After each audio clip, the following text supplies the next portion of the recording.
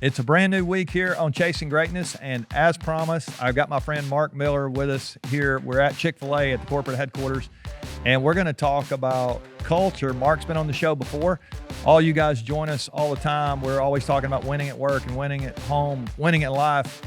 Today, and actually this whole week, it's going to be winning at work week here as we talk about this idea of culture. We talked about it a couple of weeks ago.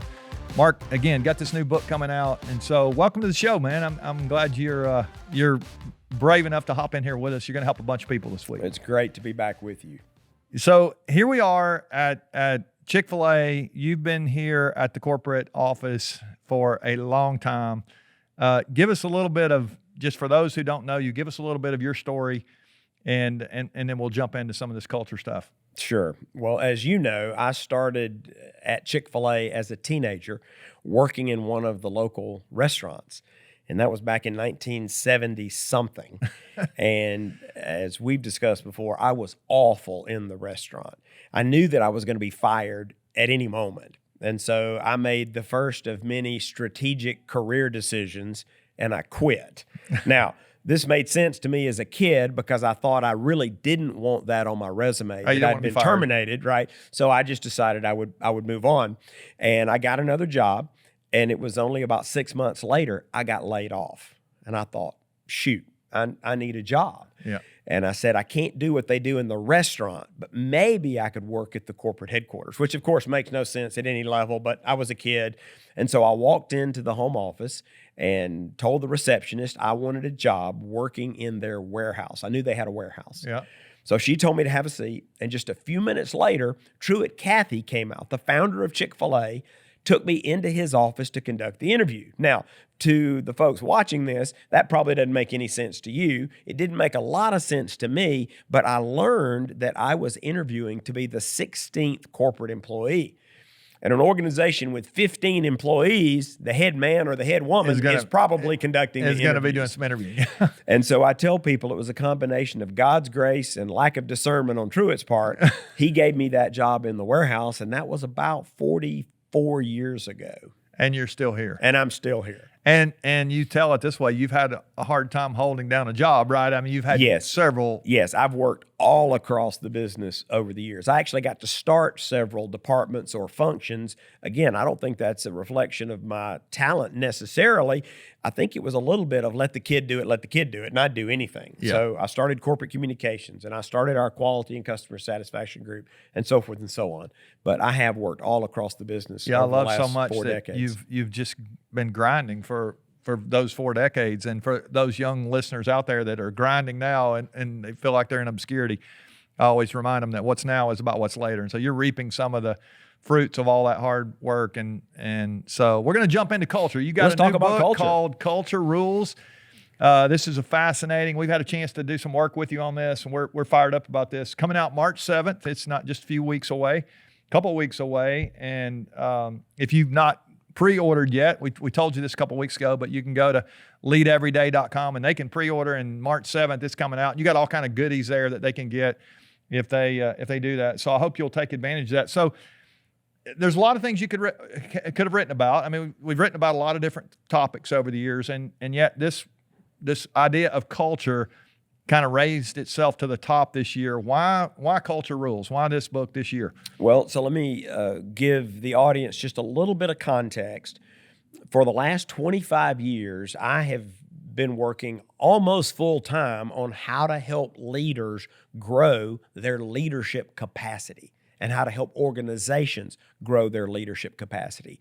And part of that for us is to identify current and emerging needs. And if we can get a step ahead of it, that's great. Sometimes we even try to look over the horizon. We did that a couple of decades ago when we started talking about teams, and specifically leadership teams, as a strategy to grow leadership capacity. That was something we saw emerging. And so we're always trying to look and say, how might we add value for leaders? And it was several years ago, pre-pandemic, we began to see a lot of pressure on culture. It was coming up more and more and more. At that point, I think it was being fueled by volume and growth and complexity and all these things. And then COVID hit. And I think it just added even more pressure. And under pressure, it reveals strengths and weaknesses. And not only in some of our Chick-fil-A restaurants, but in organizations around the world, a lot of leaders began to take note that their culture was not as strong as they thought it was. And so it went to the forefront for us, and we said, we need to see if we can serve leaders on this topic. Yeah, that's good. What are some signs that my culture might not be what I want it to be? Can you name some of those? Well, it's funny you asked that, because the very first time I ever shared any of this content publicly, we were actually still developing the content, and I asked a room of leaders, what are some signs? And everybody watching knows that in just a few seconds, they can name things like turnover and poor quality and low morale and unhealthy competition, and on and on and on and on. So I think people know the signs of an unhealthy culture. Our challenge was to figure out how to help them create healthy ones. That's good. Okay, so you say in the book that, and we'll kind of land today with this big idea. You say in the book that leaders animate culture. That's a really big deal, because I've read this and it's just fantastic. And it to me felt like a gap. That was it something like 70% of leaders said that this is the most important thing they do, but there was actually a gap in how they use their time. We talk about that. So one of the things that we did in an attempt to figure out what is universally true about organizational culture. So that's where we start. On all the work we've done over the years, we try to start with truth, and then we'll translate it and package it to make it approachable and applicable by the masses. So we began with a global study. We ended up talking to leaders in 10 countries, leaders and frontline associates, over 6,000 people in our sample. And as you referenced, about 70% of the leaders said culture is the most powerful tool they have to drive performance. We asked those same leaders to rank their priorities, and creating and maintaining culture came in at number 12. And so we said, we have got to help leaders close this gap, because you mentioned it. Leaders animate culture. Now, you're going to have a culture by design or default. Every organization has a culture, but leaders are the ones that bring a culture to life. And so that's what we set out to learn. That's so good. I'm so excited about you being with us this week. So my question for you today, as we kind of wrap up this first little conversation, we're gonna have Mark with us all week. My question for you today is, do you have a culture by design or by default? We'll leave it right there with what he said.